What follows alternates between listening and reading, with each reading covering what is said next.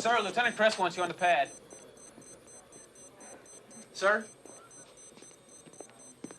Sir? Lose something? No. You're wanted on the pad.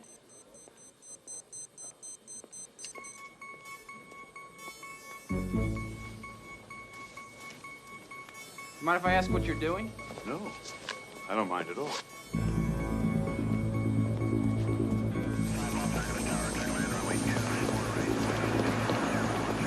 Oh, Murph, feeling any pressure? Yeah, about 15 pounds per square inch at sea level. Where's Montoya? Let's check the duty board. He's on days. Ooh, I forgot. Flying that new guy, Lyman Good. What? Me. Lyman Good. Outstanding. Captain Maloney and Officer Reed report to operation.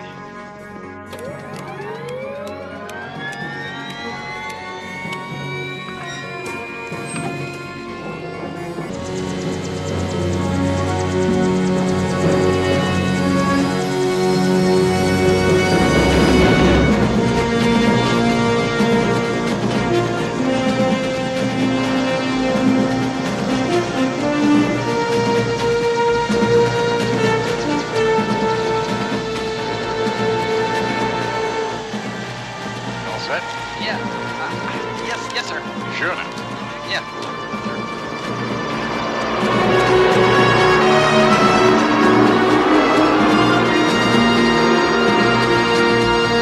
Airship 12 rolling out in 19. One having just survived karaoke night, Jeremy Ratchford, legend that he is back on the air with us for Combat Radio with an epic reintroduction, if you will, of the 1984 masterpiece Blue Thunder.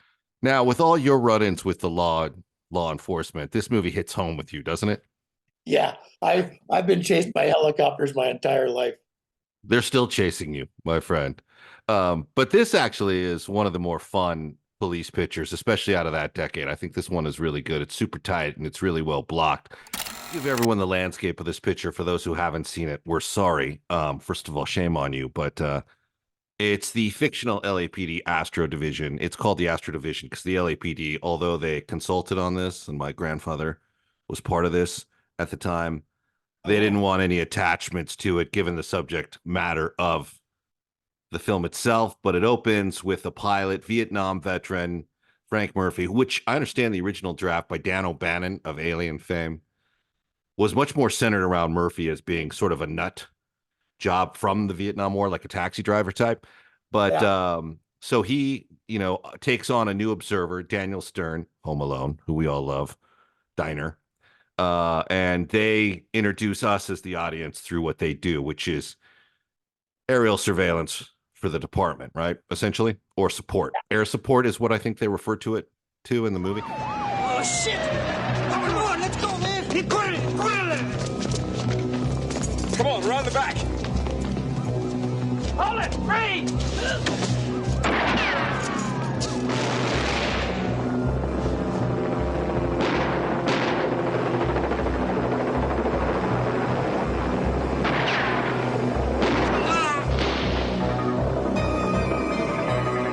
All right, he's bought it. Get on the other guy.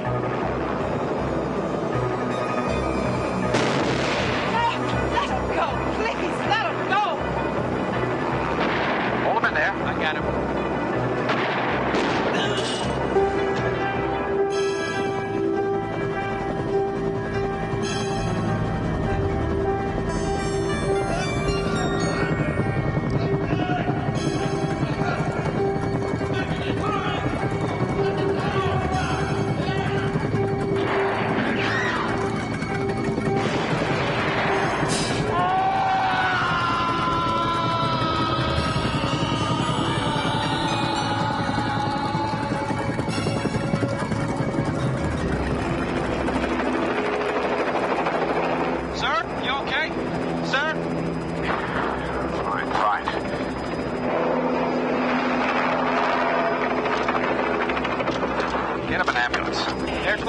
Requesting an ambulance at 3920 Linden Road.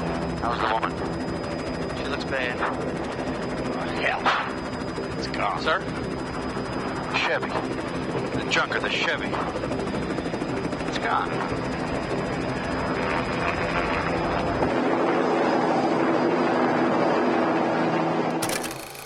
The idea that a pilot who's on psych evaluation would be tagged for some sort of government project over Los Angeles ain't happening, but who cares? It like fits into the movie so perfect. You're just like, whatever the fuck, go with it. On that note, too, because we meet his partner who has decided not to fly with him anymore. He's going to fly during the day and not at night, not to be with him because Montoya. So something that happened 2 weeks prior, but we never ever get told what happened. So we just like, yeah, that stunt you pulled. What was it that made his partner turn on him? And then he gets the psych eval. It's left to your imagination because he doesn't play. The only thing he plays is the one time in the helicopter where he's like, he has the Nam flashback and freezes, and Daniel says, "Hey, you okay?" It's like, yeah. So obviously Santa Clarita doubles as Vietnam in the movie. I don't have a problem with it.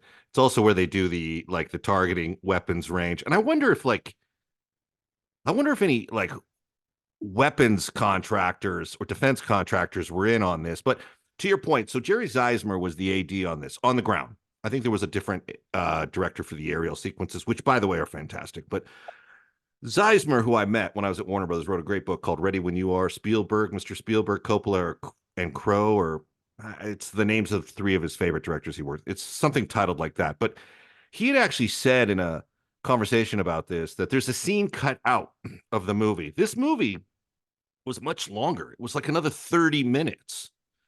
But the editors just did a pretty efficient tomahawk job to stitch it all up, and it's pretty tight. But there's a scene he said is cut out with a psychologist who breaks down part of what his problems are. Because you're right, they kind of hop over it. Like he's War Notes as the captain cites, "Hey, buddy, you're after this thing you pulled last week and your partner's off. Why don't you, they want to see you for a psych evaluation," and then they never go to it. But he does reference it, right? So that scene was, according to Zeismer, there was a scene there that was taken out that probably gives you a little definition of what's going on. But you're right, it's unlikely he'd be tapped for some sort of secret government project using technology that's, highly under wraps, but whatever. Top on the edge, but he's also the best pilot they've got. Yes. Yeah, that's true. That's made clear too. He's looped it. He's looped a chopper. He's looped a chopper. Why would you do that? Why would you even try to do that? Except that it's cool to say that you did it, right? Is that the argument? Maybe in a dogfight of some sort? I don't know, whatever, but who cares? So your road to redemption is paved with tombstones. No quarter, kill all masters. Go to noquarterkillallmasters.com. Rated R.